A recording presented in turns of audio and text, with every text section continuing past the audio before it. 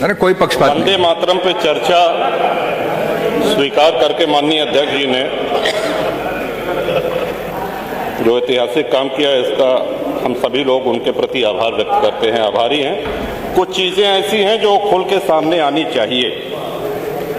वंदे मातरम का महत्व मेरे पहले माननीय अधिष्ठाता जी, कई माननीय विद्वान सदस्य बोल चुके हैं। मेरा प्रयास रहेगा कि उनकी बातों को दोहराया न जाए। वंदे मातरम किसी एक व्यक्ति के कहने पर, किसी एक व्यक्ति के लिखने पर राष्ट्रगीत नहीं बना। पूरी संविधान सभा ने यह निर्णय लिया कि वंदे मातरम राष्ट्रगीत होगा और जन गण मन ये राष्ट्रगान होगा। और संविधान सभा में कौन कौन से महानुभाव थे ये बताने की आवश्यकता नहीं। वो हमसे बहुत अधिक ज्ञानी, वो हम सब लोगों के आदर्श, एक से एक व्यक्तित्व, एक से एक विभूतियां उस संविधान सभा में थी। श्रीमान, आज थोड़ा कष्ट अवश्य हुआ। वंदे मातरम पे चर्चा कोई हास परिहास का विषय नहीं। वंदे मातरम सभी के लिए पूज्य है, सभी के लिए सर्वमान्य है, ऐसा हम लोग मान करके चल रहे थे। और जो लोग वंदे मातरम का गान करके फांसी पे चढ़ गए, बंकिम बाबू ने बंगाल में लिखा, लेकिन ये पूरे भारत में व्याप्त हुआ। श्रीमंत खुदीराम बोस जी का जन्म हुआ बंगाल में मिदनापुर में, और उनको फांसी पे चढ़ाया गया मुजफ्फरपुर बिहार में। अंतिम शब्द उनके वंदे मातरम थे। मदन लाल धींगरा अमृतसर पंजाब में जन्म हुआ, लंदन में उनको फांसी पर चढ़ाया गया, उनका अंतिम शब्द वंदे मातरम था। पंडित राम प्रसाद बिस्मिल जी शाहजहांपुर में जन्म हुआ, उनको फांसी पर चढ़ाया गया गोरखपुर में। वंदे मातरम अंतिम शब्द थे जो उनके श्रीमुख से निकले। ये कहने का उद्देश्य हमारा यह है कि वंदे मातरम की सर्वभौमिकता, सर्वव्यापकता, इस पे कोई प्रश्न चिन्ह तब नहीं लगा जब हमारा देश सबसे एक बहुत बड़े महासंकट से गुजर रहा है।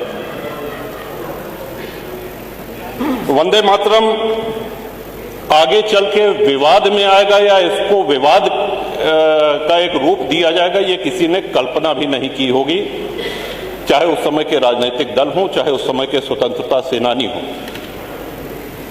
वंदे मातरम किसी धर्म, किसी मजहब के विरोध में नहीं है।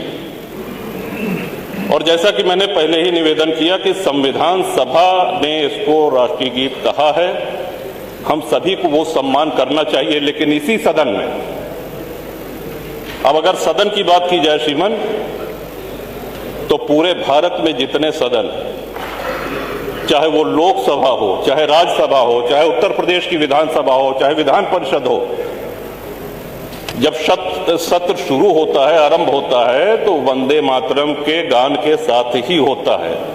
ये इसकी सर्वव्यापकता है। लेकिन क्या इसी सदन में कुछ ऐसे सदस्य नहीं हैं जो उस समय मौन रह जाते हैं? क्या ऐसे सदस्य नहीं हैं जो वंदे मातरम का गान होता है यहां न बैठ करके लॉबी में बैठे रहते हैं? सीसीटीवी में सब है, ये कोई काल्पनिक बातें नहीं। आज जो चर्चा हो रही है, वैदिक काल से श्रीमन हमने अपने राष्ट्र को मां माना है, मातृभूमि कहा है। विश्व में अनेक देश हैं, हर जगह देशभक्त हैं, वो अपने अपने राष्ट्र के प्रति, अपने देश के प्रति आस्था रखते हैं। लेकिन मां स्वरूप ये हम लोगों ने कहीं नहीं सुना कि जापान माता की जय, या ताइवान माता की जय, या अमेरिका माता की जय।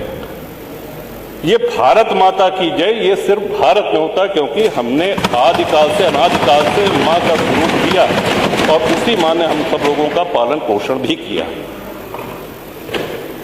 बंकिम बाबू के इस कालजयी रचना को पूरे भारत में स्वतंत्रता सेनानियों ने अपनाया, इतना लोकप्रिय हुआ, तब जाकर के इसको राष्ट्रगीत के रूप में संविधान सभा ने मान्यता दी। श्रीमान, एक और बात जो प्रश्न में छोड़ के जा रहा हूं, जो हमारी समझ में नहीं आ रहा है कि वंदे मातरम पे आपत्ति किसको है और क्यों है। एक और बात कही गई कि साहब दिल से गाना चाहिए, डंडा से नहीं। तो डंडा कोई नहीं चला रहा है और दिल से गाना चाहिए। तो स्वाभाविक सी बात है कि आप अपने राष्ट्रगीत को दिल से नहीं गाएंगे तो क्या करेंगे। लेकिन ये उत्तर प्रदेश की विधानसभा के अंदर जो वार्ता होती है, जो शब्द बोले जाते हैं, जो भाषण होते हैं, ये पूरा प्रदेश ही नहीं पूरा देश देखता है। अब जब हम चुनाव लड़ने जाएंगे तो जो आदरणीय मतदाता हैं उनको भी ये ध्यान रखना होगा पूरे प्रदेश में कि कौन राष्ट्रगीत का गान करता है, कौन नहीं करता है, किसके मुंह पे ताला लग जाता है, कौन बैठा रह जाता है। ये सबसे महत्वपूर्ण बात है श्रीमती। आज जो संविधान की दुहाई देते हैं, हम सब लोगों के लिए बहुत पुण्य ग्रंथ है संविधान। संविधान सर्वमान्य दस्तावेज है हमारे राष्ट्र का और उसी संविधान सभा ने इसको राष्ट्रगीत का दर्जा दिया है। मैं आशा करता हूं कि हमारे बाद जो माननीय सदस्य बोलेंगे वो इस विषय को अवश्य इस पे प्रकाश डालेंगे कि वंदे मातरम पे आपत्ति किसको है और वंदे मातरम पे आपत्ति क्यों है। ये दो सीधे सरल सवाल ये सदन में भी चर्चा होनी चाहिए इस पे और श्रीमान आपके माध्यम से, सदन के माध्यम से पूरे प्रदेश में ये संदेश जाना चाहिए कि राष्ट्रगीत पे किसको। अब कल के दिन कह देंगे कि साहब ये वंदे जो है जनगण मन भी जो है ये कहीं भारत भाग्य विधाता, कहीं भारत को हम अपना भाग्य विधाता नहीं मानते हैं, इसको भी हटाओ, इसको भी नहीं गाएंगे, तब हम लोग क्या करेंगे। तो ये बड़े गूढ़ विषय, ये तब नहीं था जब आजादी की लड़ाई हो रही थी। इन विषयों पर श्रीमन अवश्य आज माननीय सदस्य जो बोलेंगे उस पर बोलें, तभी ये चर्चा सार्थक होगी। आपने हमको समय दिया, बहुत बहुत आभार, धन्यवाद। वंदे मातरम, भारत माता की जय। संग्राम